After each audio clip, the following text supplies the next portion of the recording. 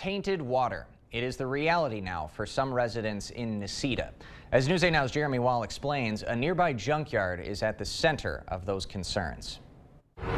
Sometimes I wake up and I can smell the toxicity. Harvey Fields is a survivor. Now, I've had cancer twice. A Vietnam veteran who's seen it all and knows when there's something funny in the water.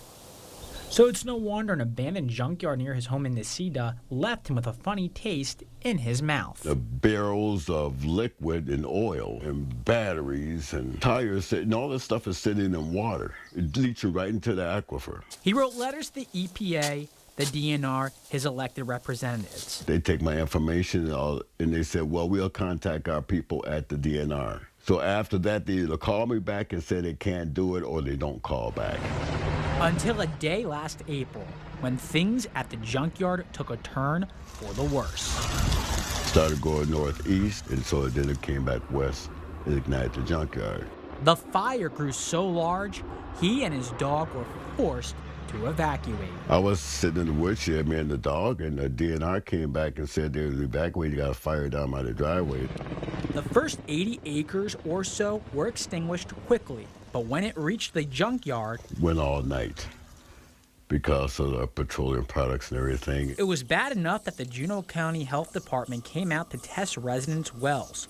For Harvey Fields, the results weren't good. It brought back memories like nervousness, anxieties. The levels of manganese and zinc discovered in his well were far beyond safety standards, which means retirement for this Army veteran looks a lot different than he imagined. I'm not sure who's supplying the water, but I pick it up at the village hall. It's a battle that keeps him up at night. I wake up of a dead sleep, wide awake, and it triggers anxieties. Oh no, not again. Am I gonna have to go through chemo again?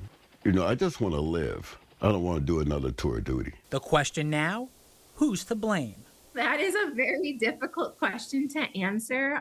Right now, this junkyard, this former junkyard, is a tax delinquent property.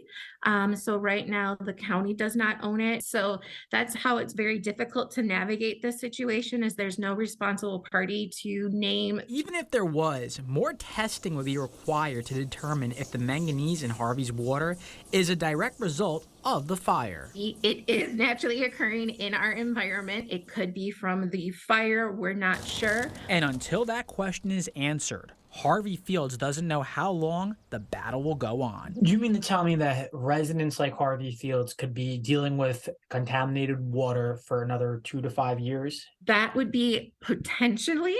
It all depends on what we discover when they start the investigation. And at 73 years old, it could be the last battle he ever faces. I earn better than this. Schultz says the Juneau County Health Department has no plans to do any more testing unless there is a specific change. They'll continue investigating the junkyard next to Fields' house and may hire an environmental consultant.